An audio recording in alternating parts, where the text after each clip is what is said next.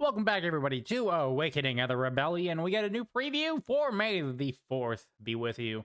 Mr. President has posted another video, and as usual, I will be here to extend the duration of the video from his original 14 minutes and 7 seconds to probably around 30 minutes, because I like to yap a lot, and, well, I guess you're here for the ride. So he's going to preview some stuff, and we're going to react to it. So here we go. Hey everybody, how's it going? This is Mr. President. Okay, immediately got to cut off his intro because, I got to point out this. I love this, like, banner here. Also, SMG mod it until it breaks. The devs really got to change that because it already broke. They broke it ages ago. They're kind of like just like it's like a scrapyard, and they just keep putting more new cool things onto it, and it's like, how is it still moving? We're not really sure. The devs just got magic. They got the force works in mysterious ways, and the mod still somehow works. Because so it's like we got like an AT-AT with like 1.5 like legs, and somehow it's still moving around. And they just keep adding more like stuff to it, and it somehow keeps going. So yeah. Anyways, back to Mr. President before I rudely interrupt him again in like 10 seconds later. Happy Star Wars Day. We're just making this video to focus on AOTR version 3.0, which is going to be named A New Hope. And I'm just going to be going over kind of what the high-level goals of this update are, as well as showcase a little bit of the work that we've been doing for both AOTR and AOTCW. Now, we are early in the AOTR 3.0 development cycle, as well as AOTCW 1.2. So the things that I'm going to discuss here are still subject to change. So don't take any of this as if it is concrete. So he makes it sound like everything could just disappear, but chances are they won't be removing all of this. If they change something, it probably isn't going to be removing it. It may just not be implemented exactly the same. So it'd be like, okay, well, we had this ship doing this, but we had to tweak it slightly because it was a little too strong. Chances are they aren't going to like, oh, well, we were going to add this, but we decided to completely scrap it. They don't usually do that too often, unless something's really, really not working. But in that case, they usually give you a clear answer. So, don't be worried you can't be hyped for this new update, because I'll tell you right now, every time that he posts something in these channels, I'm like, right in there, immediately. Which is why I missed this video, is because Mr. President posted it in the wrong spot.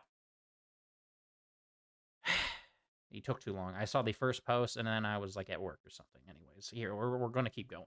The overall goal for 3.0 is to improve the feel of the gameplay as well as the feel of the individual faction.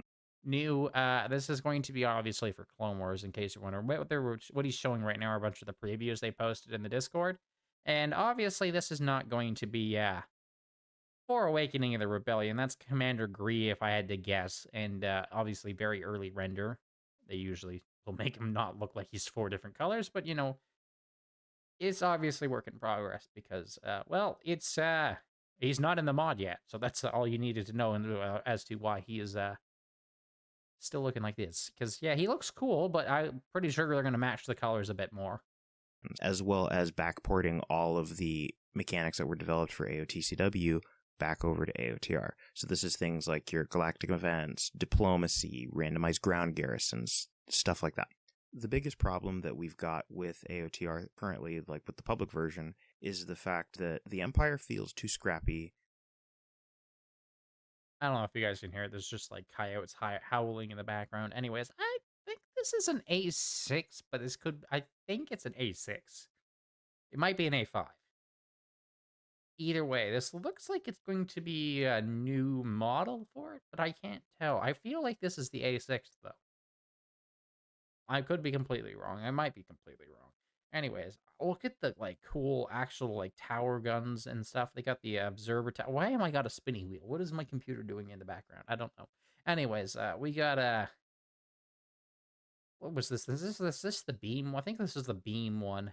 And then we got like probably like a laser cannon or rockets or something. Anyway, it's a pretty cool model. The rebels feel too much like a military force, And the Black Sun, well, they're the best feeling faction for what they're supposed to be. And we're going to be focusing a lot of our time and energy on making sure that all of. So to summarize the three principal ideas is the Empire is supposed to feel like the slow moving big chunk of a war machine. The rebels are supposed to be the more nimble and like maneuverable faction, but has like severely underpowered weaponry. So no more probably spamming out a bunch of like cruisers and capital ships at like the first like week. You're going to be strapped for cash and struggling for quite a bit instead of what we currently have, where it's like, okay, you have like a capital ship in every sector. You have the ability to build like 3 different capital ships at the same time because you have capital shipyards everywhere. They're probably going to wheel that all back a little bit so that it's a little more, I have nobody. I need to go and request aid from my neighbors. Of the factions feel like what they're supposed to be. What this means is that the Empire feeling like a powerful, slow, lumbering, terrifying force. The rebels. What we got here? Leave a comment down below if you got any guesses. I think this is the Black Sun guys, but I could be wrong. I think this is the new Black Sun heavy infantry, but it could be an Imperial one. I can't tell because obviously we're in 720p, so you know it's a little difficult to see the exact detail. But anyways, either or, they look at the heavy guns on those guys. I think though, just by the like, I think that's a feeling like the scrappy underdog. Maybe that's going to gain we'll power find out eventually. And capabilities as the rebellion grows and as time goes on. And the Black Sun, for the most part, we kind of nailed it back in 2.10. We're going to do... Guys, you see what that is? I might have to do a second video previewing the Praetor and the Executor changes, because I don't think Prez covers it in this one. So yeah, guys, leave a comment if you want to see a separate video on the Praetor and Executor changes, because we got some stat reveals, which obviously could be changed in the future, but for now we do have a preview of what could be the stats of the new versions of them both. Do this by reshuffling a lot of the faction rosters, not deleting or adding a ton of units, more about switching up what units are going to unlock with which tech, how much time all those techs take to get. We're not trying to add a ton of content to this update because... Let me clarify what he means by a ton of content. There will be tons of new content. There will not be a lot of new units. We already have a ton of new units basically from all the already existing factions. We don't need to basically reinvent the wheel for every single new update like this. They already have a lot of new units, as in like the way the unit's going to feel is going to be different than how it is currently. So it's not like, okay, every ship's going to feel the same. No, they're going to feel a little different than how they are currently. They're just not going to be new models of new ships, because obviously AOTR already has most of the ships you would want in the game. Like, there aren't very many. There's just some miscellaneous ones. There's not like, okay, well, we don't have this or we don't have that. Basically, the only thing they can add at this point is more bigger ships for the Empire and more scrubby little crap ships for the Rebel Alliance and the Pirates. That's it. Like, there's no, oh, this is a super famous ship that's not added. No, we already have like all of those ones, especially now with the Praetor being added. So, you know, what he means is we're not going to get a whole lot of new content. There'll be new features, though. But just like how Clone Wars has a ton of new features that are not content, they're features, even though most of the ships in Clone Wars were actually just ported over from Awakening the Rebellion, because they have a lot of those in Awakening the Rebellion, especially as the Black Sun for the CIS. Like, a lot of those ships already existed, but they played differently because of the era. Obviously, the Rebellion is going to not have as many powerful ships, which is going to make it feel different. And the Empire is going to have more powerful ships, so it's also going to feel different.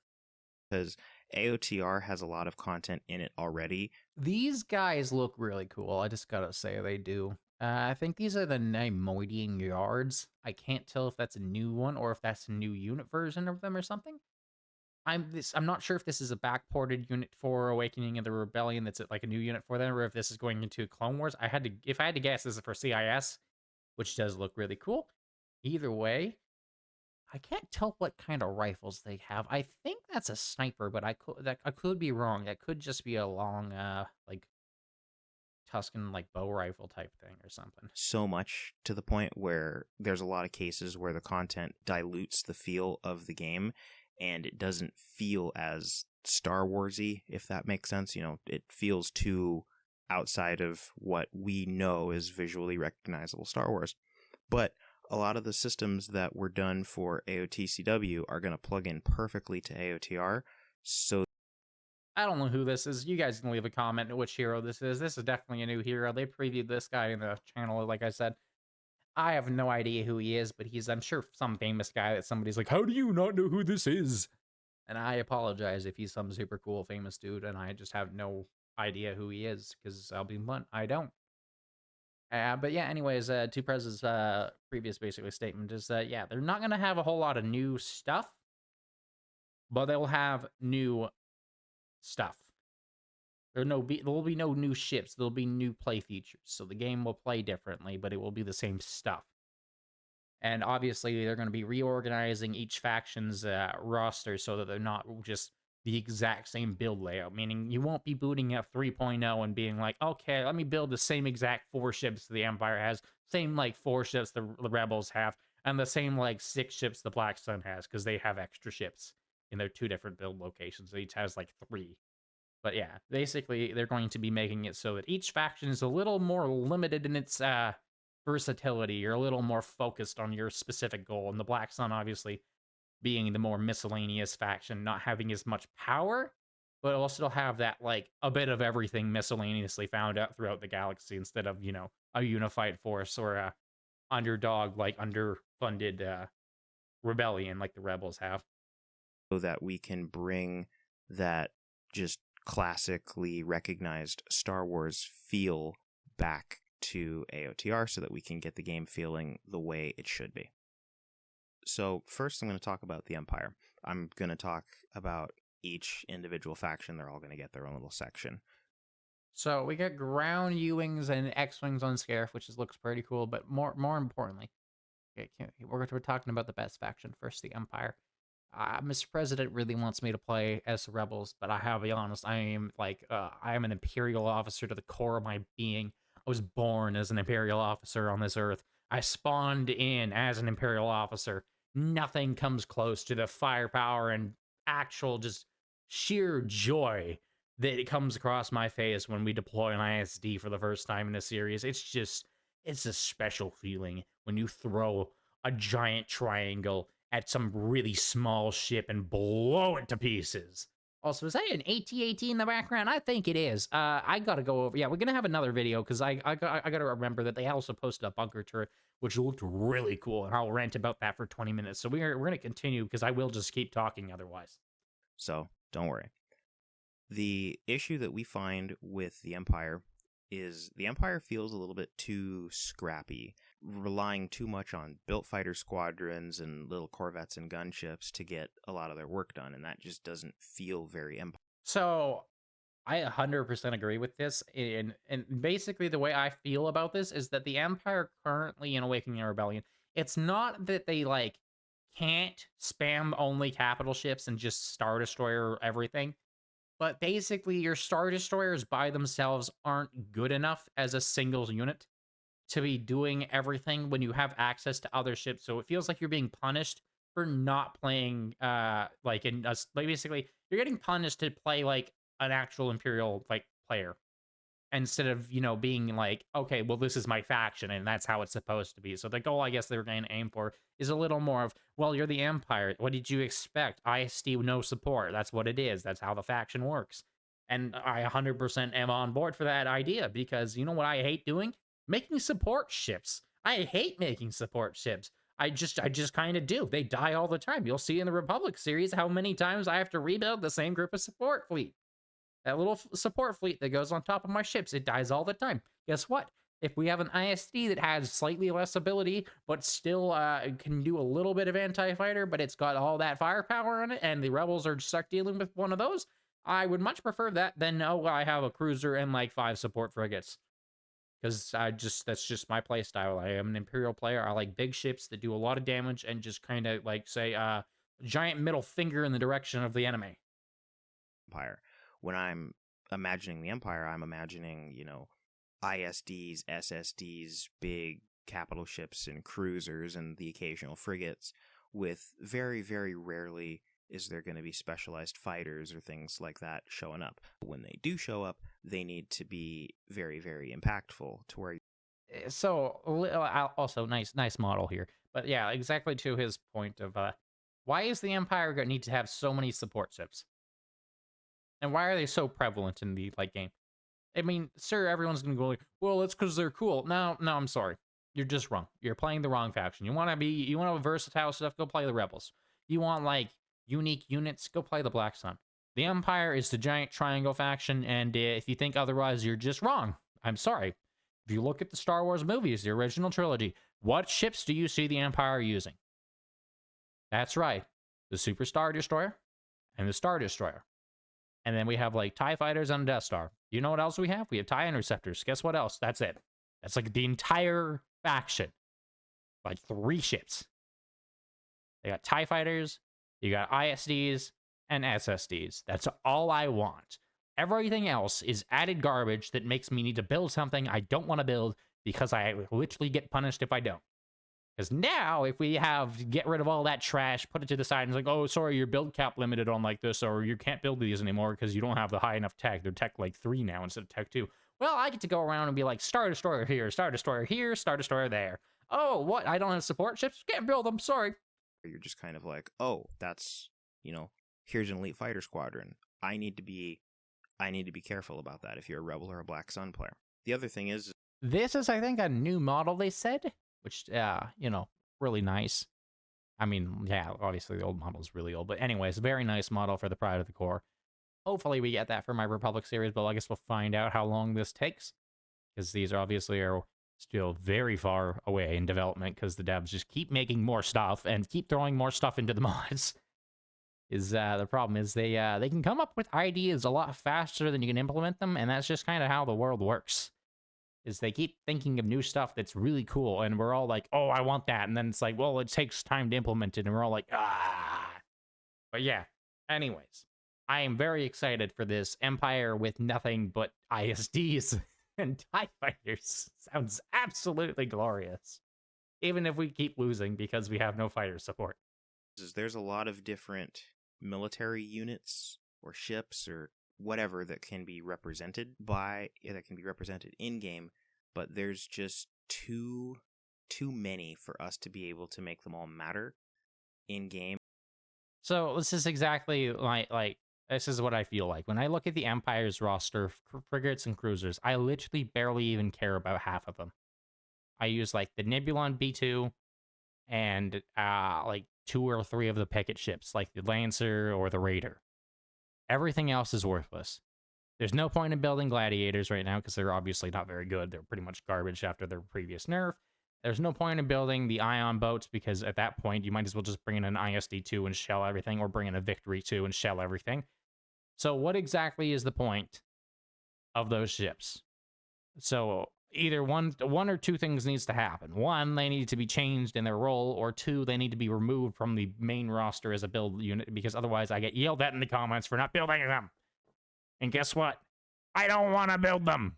I like using the ISD and the Victories. They are fun. They are my favorite units to use, and I will keep using even more of them. And to President's point, if we got elite fighter squadrons, you see even in Rebels, which honestly is just a kids show that tried to do more than it was worth. And yes, you can be well, Rebels had some good stuff in it. Yeah, I'm sure it did. I watched most of it. It's not that great. It's okay. It's decent. It's better than some of the newer stuff. Point is, though, they threw a lot of cool characters under the bus in that series for plot armor on the main characters. But when they didn't, when they had Vader and the TIE Defender dudes, and when we had those specialized groups of them, and they were just dunking on the Rebel fighters, that is exactly what I imagine when Prez is talking about the specialized, unique, buildable fighters. That is what you want those special fighters to be doing as the Empire. So if you only could build 4 of those in the whole galaxy, you better hope they do a lot of stuff. And so if they end up making them basically feel like an elite fighter squad, like how we have the Heroes fighter squad spawn from the carriers, that would be perfect.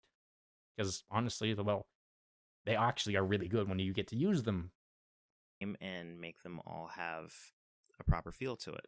The other major issue is... So this is crazy, because I asked Prez if he was adding this when he said that they were adding a new unit, and he's like, making me guess. And I'm like, is it this thing? And he's like, I'm like, is it the ISD looking ship? And he's like, it doesn't look like it's not like an ISD. You guys gotta tell me, does this look like an ISD or not? Because this is the like tractor beam ship.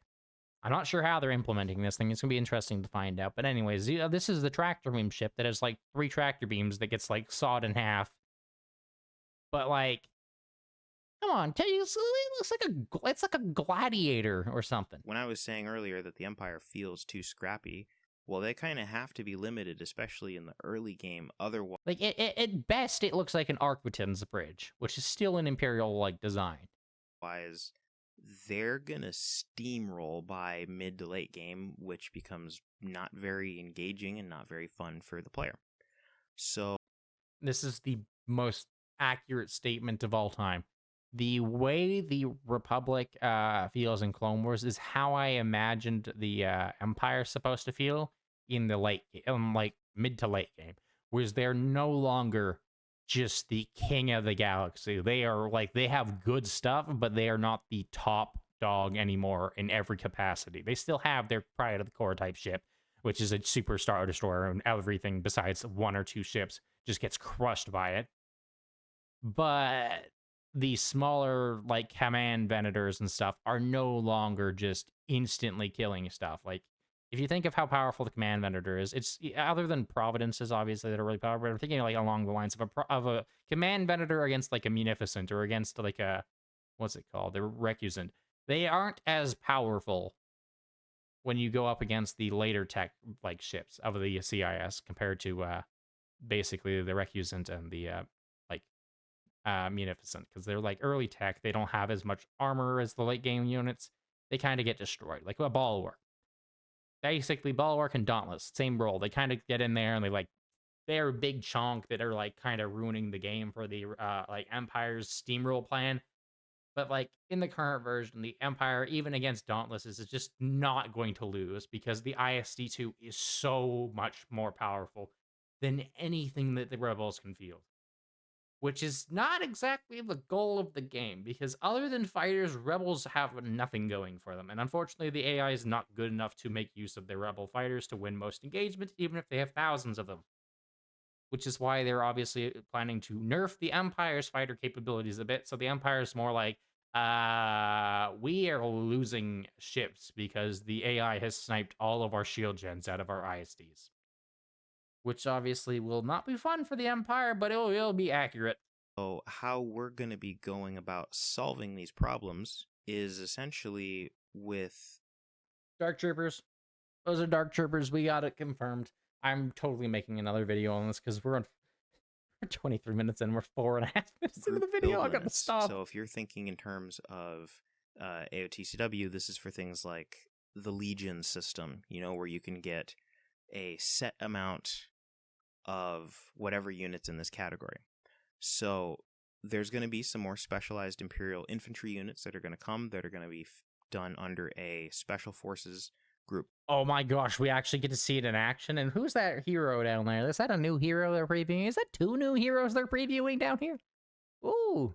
Anyways, I don't know if he said it yet or he's about to say it, but anyways, basically, they're not special forces, just like how the Legions are special like units, but they're not special forces. So don't be like thinking, oh, so all of these are going to be classed under like the special forces tier, so I'm going to have like 4 units and that's it. No, they'll probably do something like the Legions, where there's like 10 to 15 of them, and you can only build like 5 of each or something max, but you can have 10 to 15 of all of the different types, and maybe they have 5 types or something. Which is what I'm assuming they're going to do. Obviously, like I said, we have nothing confirmed, and Mr. President said we have stuff that is still up to interpretation. But for now, that is my understanding, is that they are going to be adding something along the lines of like the Legion cap of like 10 to 15, where you can build groups of like, I don't know, shock troopers, or you can build groups of death troopers, or you can build groups of those phase like 0 death troopers. Types of weird guys like that. Or like maybe we'll have like I don't know, Marines or something as a unit. They'll have some weird guys. There's cool guys and stuff like that. And I'm really looking forward to it. I'm going to stop talking because we're going to be a 40-minute video soon. Build limit. This way we can represent a lot more of the specialized elite Imperial infantry that we see in games, books, media that are saying, hey, these are special groups within the Empire. Or there's going to be a Dreadnought build limit, which is going to... This is Super Star Destroyer, so I think Praetor, Executor, Bellator. I don't think the tag would be included. It might be, but I doubt it. Allow us to maybe introduce a couple more super ships under differing roles, because currently you can get 3 Bellators and an Executor. So Prez forgot about Piet's Executor, so technically you can currently get 5 SSDs, one Hero Executor, 1 Executor, and then 3 Bellators, which, let's be honest, is boring as heck to have. If you have that many Super Star Destroyers, you're just bored out of your mind. There's not really much going on in terms of strategy at that point. So if we were to say, hey, you can get the Executor and 3 super ships, you can pick what those super ships are going to be. And then for other interesting, unique one-off units or formations or anything of the sort like that, then we can have those be represented by heroes. So this is implying like the second Executor, obviously, is what I think he means here now, actually. So basically, under the assumption, is it the new model of the Executor? Yeah. So we're gonna make a video on the new model of the Executor. It's not actually a model update; it's just a gameplay model update. So the way the model is being used in the game is slightly different, and I don't know if I enjoy it. I do think it's a cool change. I just, as an Imperial player, probably am not gonna like the change. So we'll be screaming devs for a little bit, but I'm sure you guys are all very much so looking forward to that. So that'll be in the next video where we go over that in the Praetor.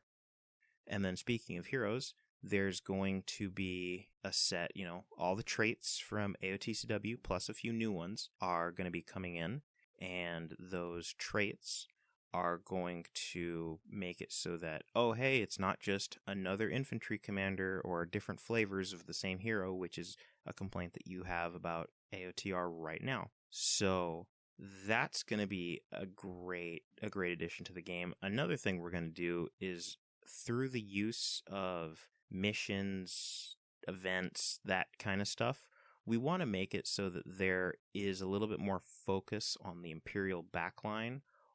Okay, we just got to go back. Actually, yeah, no, that's it. If you guys notice, there's 2 different versions of the Executor. We're going to go over that in another video. So yeah, just spoiler for that one. So that focus on threats that are not coming on the Imperial backline, or focus on threats that are not coming from the major factions. Because one of the tools that we could use to slow down an Imperial player is by saying, oh, hey, you need to spend resources behind the line. Hey, you need to set up your logistics. Hey, you need to do this and actually set up a function.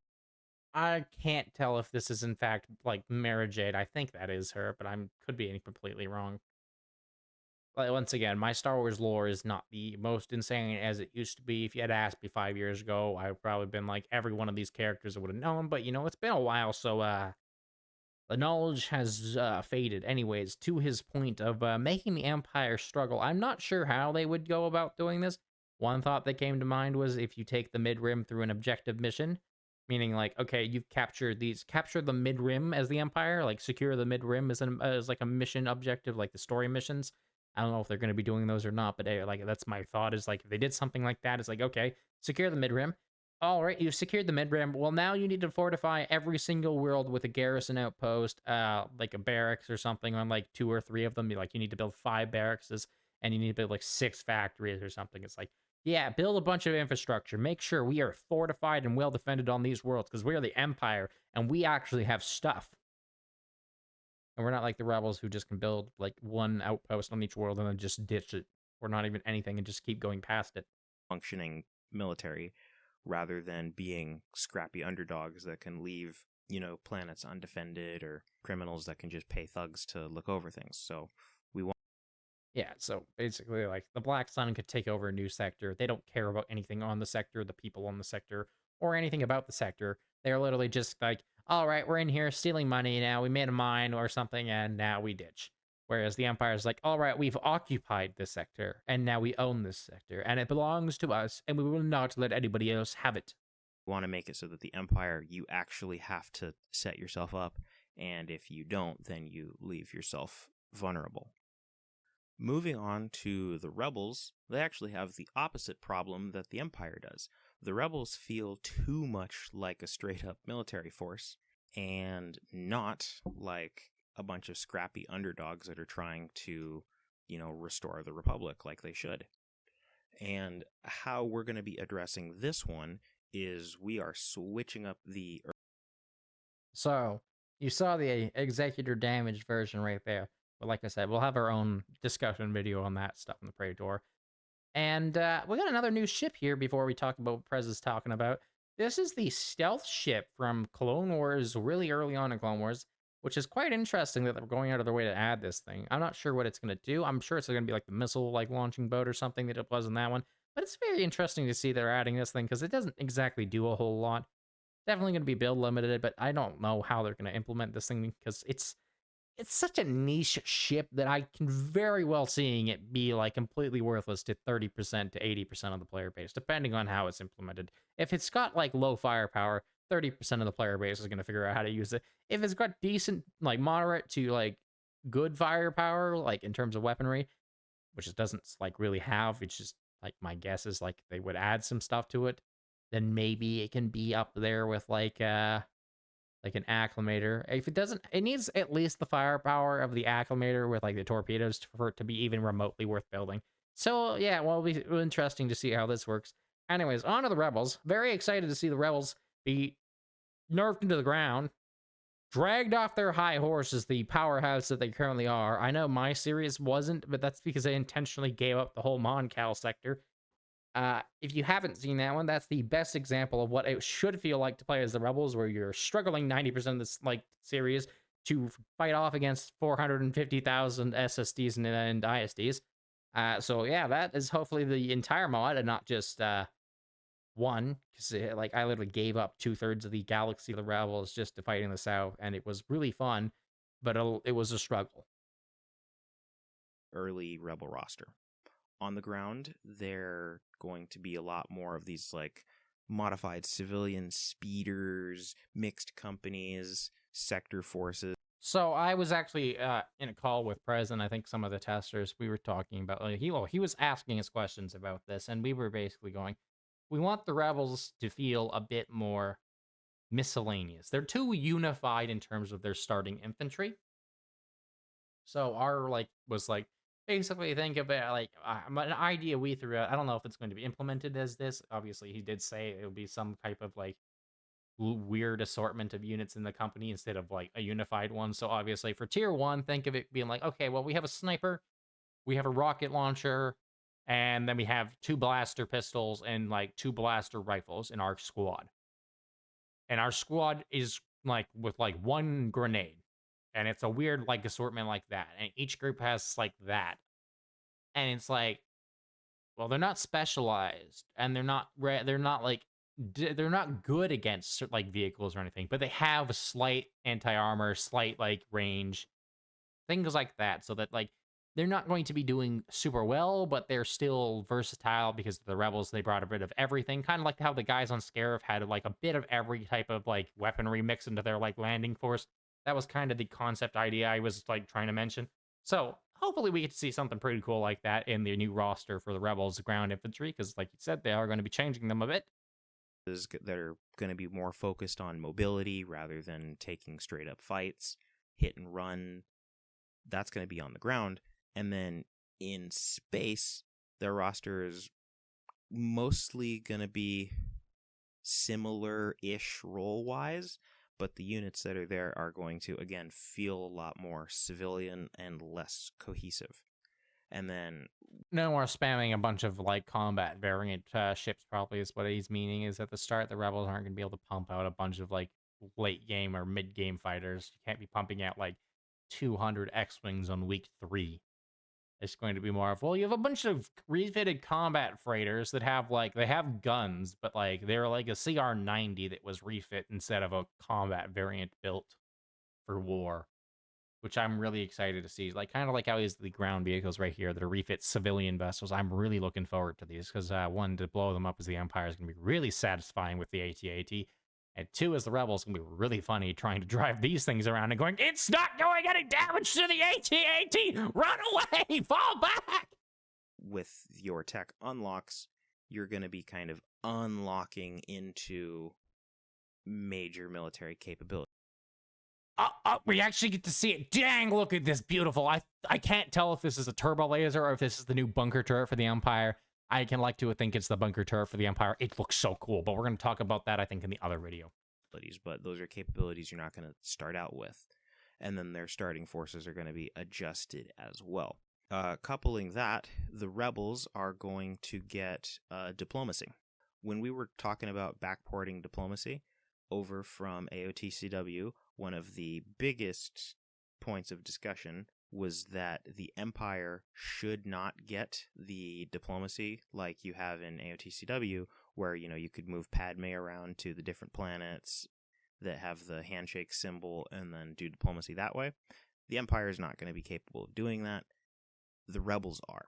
So we've changed up some of the diplomatic options, and the system has been reflavored. Okay, so very nice models there of the new ships and Ahsoka here. But yeah, did you guys hear that? Did you hear that? Did you hear that? The diplomacy feature will be exclusive to the Rebels. This doesn't mean that the other faction, like the Black Sun, doesn't have something for pirates.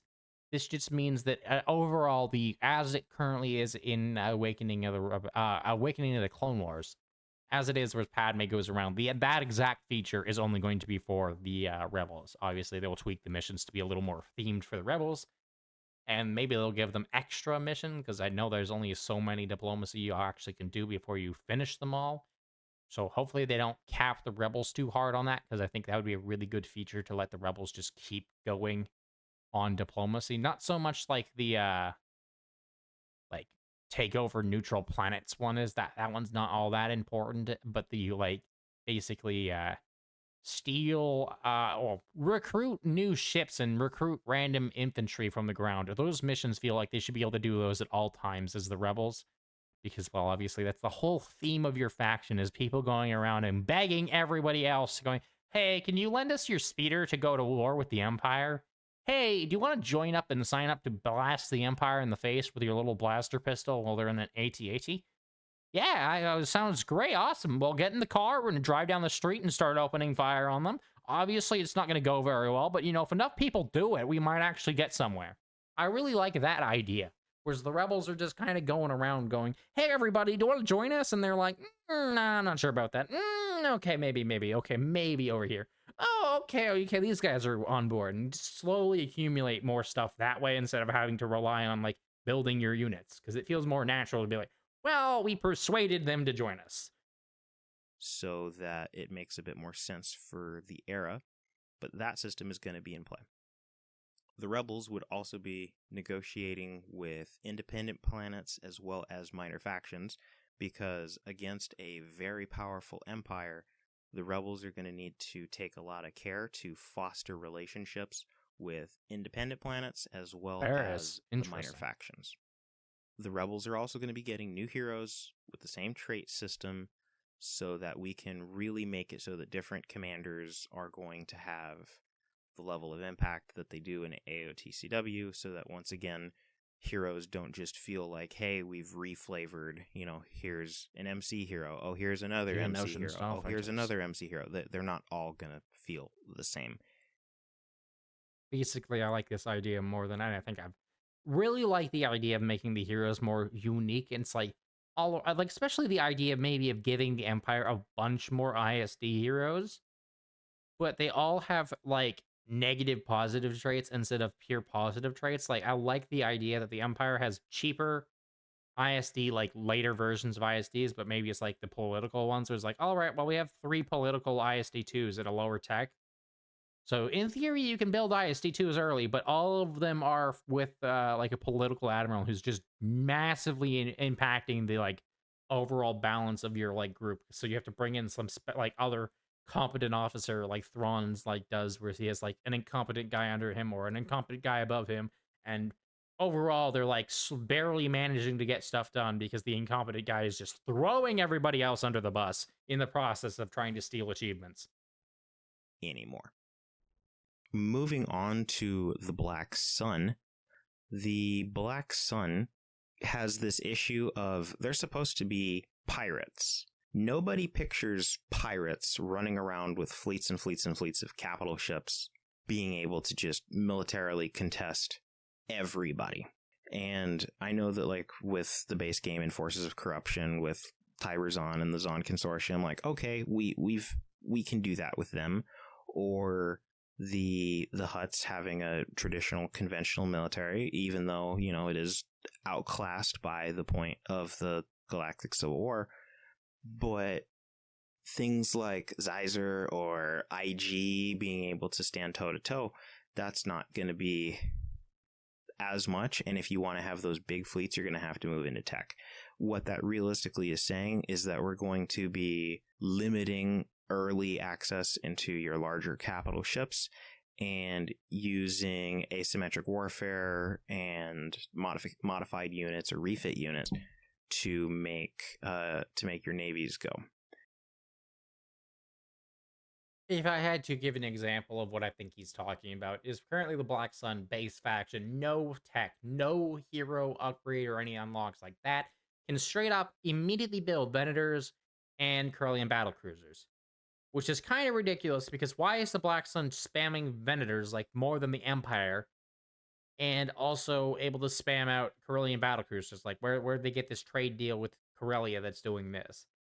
So I'm guessing they're gonna build cap kind of like how the Invincible is build cap limited in Clone Wars, for like it's build capped to 5, but their later capital ships are not build capped. Like Venators and stuff aren't build capped, but the Invincible is. I kind of like the idea that they're going to do something similar to that, whereas they build cap these ships. It's like, all right, you can have a few of them, but you're not building 15 of them anymore. So you're going to be stuck with like a bunch of like refit pirate like frigates and stuff, instead of the like onslaught of like battleships and capital ships early game. Obviously, if they like build capped every tech, like factions, capital ships are going to struggle in the late game when the Empire has 5,000 ISDs. But in the early game, they definitely want to make the Black Sun feel a little more like the pirates and not the pirate empire. And then this will hopefully make it so that you're a little bit more reliant on the black market. But I don't know if they can do something where it's like you get a black market to purchase special ships. I think it would be really cool if they could do something. I don't know if that's a possibility or not, but it would be really cool if the black market's no longer just tech upgrades. It's instead something like, all right, well, if you go here, you can unlock this ship for a limited time. Is like the build like dude shows up. Like I can only have a hero dude spawn in that like discounts them. Would be really cool though if it was like, all right, well, you made a deal with this like faction, so you can now build Corellian battleships for like a week or two. But afterwards, they immediately go away or like whatever. I don't know. I don't know if that's possible or not, but it would be cool if it's like the Black Sun is basically scumming its way through the galaxy as usual, and it just so happens to make a trade deal with a good place for a good bargain of illegal money under the table to get access to something they're not supposed to have access to. But for the Black Sun ground roster, we are streamlining a lot of their infrastructure so that if the AI is the Black Sun, that you're not going to, they're not going to tech into Zon and then not have any of the shipyards to build the Zon ships or the factories to build Zon units. So when we streamline everything, the AI and the player are going to be better equipped so that you don't have to switch out your infrastructure just to be able to effectively use the next tech level. I love this change because, like, currently the Black Sun does have that problem of, like, your ships being sometimes only buildable halfway across the galaxy from you. Like, especially with the trade dealer and, is it the trade? It's the ship trader and the ship refitters. Those two are the most dangerous mechanic to have for the AI because they're so difficult to predict. Since the AI may or may not even build them on planets, if you have a sector like, I don't know, like let's say not Mandalore, but like let's say over by Geonosis, there's like one planet there, if any, that can actually build with like I think a ship trader.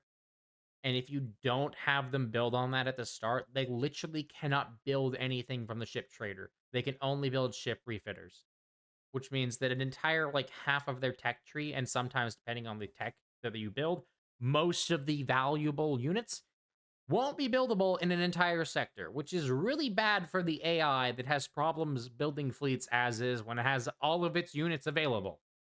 So hopefully they're going to balance that a bit better so that the AI isn't struggling as hard, especially with like the like higher tier ground units that are currently in like 5 different buildings. It's like, okay, sorry, you don't have the right building, so now you're just barred from building your entire like text units because you ran out of build slots. Or switch techs. So that should be a little bit simpler, as well as easier for both the player and AI to understand. Speaking of AI, we are going to be putting a little bit more effort into the AI so that they build their tech units more often, because it does get a little bit frustrating to watch the AI tech up and then never build their high-tech units while you're building all of your high-tech units. So there's points in the game where it feels like, hey, this should be a really, really hard fight. I should be going up against really, really good units, and you're just not. And it turns into being able to push the enemy over a lot easier than you should. And what is So I like to think of this as he's implying that like late game Rebels just stops building good capital ships and spams out MC-75s and like MC-80s just with the bubble shield, like the Justice one. And you're like, are you freaking kidding me? You have Dauntlesses. Why are you building those? I have 7 like ISD2s here. I have no challenge fighting your bubble shields. This is super lame. Why is your only good fleet a bunch of junk? I imagine the idea is that the AI will then, once it has that tech, do kind of like what it's doing in my Republic series right now, where it's like, well, it's not building control ships anymore. It's building Lucrehulk battleships instead because they're good. So obviously, if they can have the AI do more of that in late game, basically AOTR, it's going to feel a lot better than currently, where you're stuck kind of facing against a bunch of early tech units because the AI didn't build the right shipyards. supposed to feel like a good back and forth just doesn't happen, and you just kind of roll over the enemy and win. And this is mostly in the mid to late game kind of phase. So some efforts with the AI is going to be made so that more tech units are going to show up, as well as with some adjustments and improvements in the tactical AI. That's all I'm going to say for now without going into too much detail. This is a very high level video, just kind of setting up what you can expect. What I want to know from you guys, tell me in the comments down below. I want to know what you guys think is AOTR's biggest weak point, how we can improve for the 3.0 release, and also what you guys are looking forward to the most. I'm going to do my best to be looking through the comments, try and reply. Spread the video around, let people know what we're up to. AOTR 3.0 is an update that I am personally very, very excited for. I have been secretly playing GC in the background. I usually don't do that this early on into the development cycle, but that just goes to show how epic and awesome this is. So we'll see what we end up doing in the future, and just stick around. I'm going to try and use the channel a little bit more. Maybe we'll have some streams of some 3.0 gameplay in the future. I'll try and do them on YouTube instead of on Discord like I usually do. So we'll see. Anyway, thanks for coming around. Happy Star Wars Day, everybody, and have a good one. So, final notes. Let's go over a few things Prez just said. First off, let me remind you all. Go down to the description. There'll be a link in the description. Go to Mr. President's channel and hit that subscribe button, because if he hits 1,000 subs, he can actually get paid on YouTube, and the pennies that he will get paid will encourage him to post more content. And we all know that we want more content from this guy because he kind of is posting all of the cool stuff, you know, the new stuff. So the chances of him posting new stuff goes up if he gets paid to do it, even if it's like 10 cents a video. So yeah, obviously go leave him a like. Shows the team that there's more interest in this mod than they may realize, because obviously there's a ton of us who silently in the background will play the mod. Up until I made this channel, I never communicated with a single person on that Discord. I only joined it because I made this channel. So yeah, all of you people who've never shown any interaction with the Discord or any of the mod authors, go to Mr. President's one, leave a comment with your ideas and thoughts on his preview and announcement title trailer right here, because obviously he would really like all the feedback possible before it's out, because it's easier to change things down when they're in the early stage than it is at the end of the update and it's like 2 days before release and everyone's like, we hate this mechanic, it's horrible. And they're like, it's too late to fix it unless you want to delay it another 6 months. So yeah, now's the time to go leave your feedback. You can leave the comments here too. I'm sure he'll read some of these comments as well, because he does like watching my reaction videos. Which is why we're now going to talk about what I think. I kind of already went over it because he went over most of it, and I've already told him in the past. The biggest complaint I kind of have with AOTR is it just kind of stagnates in the mid to late game. The mid to late game for AOTR is non-existent. It's just the same thing over and over again, which is why a lot of people struggle to complete their campaigns. Not fail the campaigns. Struggle to complete their campaigns. Unless the campaign is a tug of war the whole game, you're going to get bored really fast of doing one battle after another, of taking 100+ planets, because usually by the time you get to 90 planets, which is, I think it's like just under half, I guess, of the Chungus-sized GC, you're kind of like, I own everything. I have infinite money. I have infinite pop cap. I don't need to worry about building new ships. I can build whatever I feel like, whenever I feel like, and the AI doesn't stand much of a chance because it keeps building trash units because I blew up all of its infrastructure on its actually good planets. So yeah, that's kind of the thing. If they can fix that, make the AI a little more dangerous in the late game, and obviously make the cool changes he already announced, I'll be very excited for this. This is actually probably more exciting for me than the Clone Wars. I'll be honest. I kind of always liked the original trilogy more than the Clone Wars, even though I didn't think I did. But it's because I like the Empire too much. I have too much of an addiction. So anyways, guys, yeah, if you did enjoy this one, leave a like on the video. Like I said, make sure to check out Mr. President's channel. Also, just a reminder that everything I said in this is my own personal takes and opinions and thoughts. It's not fact because I'm not a developer, so do not expect any of the changes or things I mentioned to come true.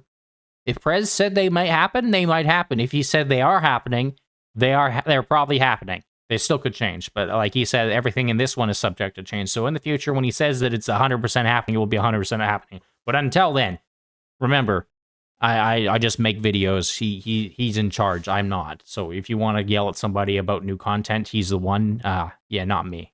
And if you're not already, hit a subscribe button on both of our channels. And I'll be making the next half of this video in the next few days, where I go over the ships that they announced and some of the cool units they announced, because this video is almost an hour long, and his video was 14 minutes, meaning I've talked for way too long. So anyways, see you all again next time.